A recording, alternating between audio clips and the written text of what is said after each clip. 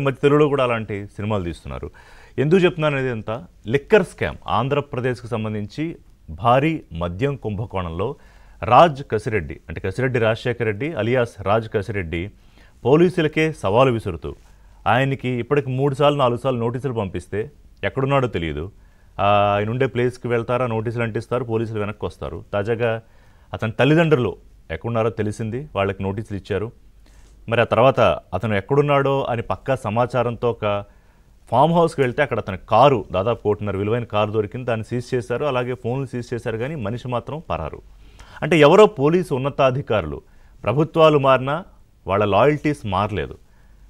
ఉంటారు కొంతమంది గతంలో ప్రభుత్వాలకి నాయకులకి లాయల్గా. సో ఆ విధేయత్వం చూపిస్తున్నారు. ముందే సమాచారం ఇచ్చేస్తున్నారా? ఈ లీకేజీలు వెళ్ళిపోయి తప్పించుకుంటున్నాడా? ఎందుకంటే విదేశాలకు పారిపోయే అవకాశం లేదు.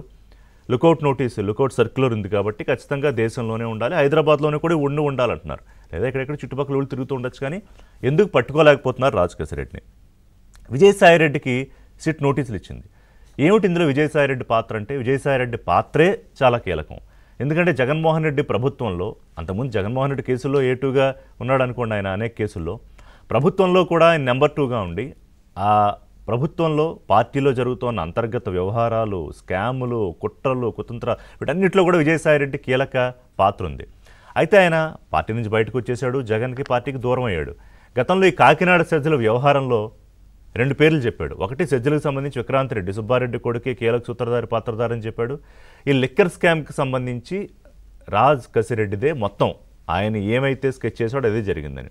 ఇందులో మీరు చూస్తే నేను నిజంగా సినిమాతో ఎందుకు పోల్చానంటే, ఆయన సినిమా ప్రొడ్యూసర్ కూడా రాజ్ కసిరెడ్డి. స్పై అని నిఖిల్ హీరోగా ఒక సినిమా వచ్చినట్టుంది, నేను చూడలేదు. కానీ దాంట్లో ఆయన నిర్మాత, రైటర్ పేరు కూడా వేసుకున్నట్ట.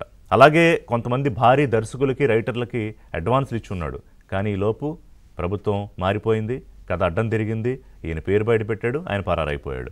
సో ఆ పైప్లైన్లో ఉన్న సినిమాల సంగతి ఏంటనేది పక్కన పెడితే, ఒక ఐటీ కంపెనీకి సంబంధించి అతని చెల్లెలు మేఘనారెడ్డి పేరు మీద ఉంది. ఇవాళ మేఘనారెడ్డికి సంబంధించి ఇంట్లో సోదాలు జరుగుతున్నాయి. ఎందుకంటే ఆఫీసులో అక్కడ ఏం దొరకలేదు, వెళ్ళారు సిట్ బృందం. అలాగే అరటి హాస్పిటల్ అని మనకు కనిపిస్తూ ఉంటుంది, ఇతని భార్య దివ్యారెడ్డి అందులో డైరెక్టరు. సో వీళ్ళందరూ అంటే రకరకాల మార్గాల్లో, ప్రధానంగా ఎక్కడైతే డబ్బులు బాగా సర్క్యులేట్ చేయొచ్చో, ఇది మొత్తం ఒక 3-4 వేల కోట్ల పైనే కుంభకోణం.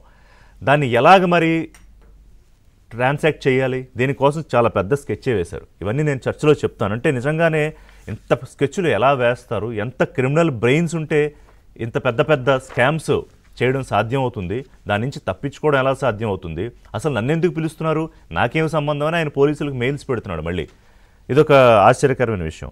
సో ఇందులో విజయసాయిరెడ్డి పాత్ర ఏమిటి అనేది, ఎందుకంటే గతంలో ఆయన కొంతమంది రెడ్ల పేర్లు చెప్పాడు, విక్రాంత్ రెడ్డి, రాజ్ కసిరెడ్డి, తర్వాత వచ్చే స్కామ్ ఏంటి, తర్వాత బయటకు వచ్చే రెడ్డి పేరేంటి, ఈ నదులన్నీ కలిసి ఏ సముద్రంలో వెళ్ళి కలుస్తున్నాయి, ఇవన్నీ కూడా మళ్ళీ విజయసాయిరెడ్డి చెప్తారేమో. 18వ తారీఖు సిట్ పిలిచింది, ఒకరోజు ముందుగానే ఆయన 17వ తారీఖే వచ్చేస్తానన్నాడు. ఏం చెప్తాడో అని కొంతమంది పెద్దల గుండెల్లో రైళ్లు పరిగెడుతున్నాయి. చిన్న బ్రేక్ తీసుకుందాం. బ్రేక్ తర్వాత ఈ అంశంలో పూర్తి స్థాయిలో డిస్కస్ చేద్దాం. Stay tune.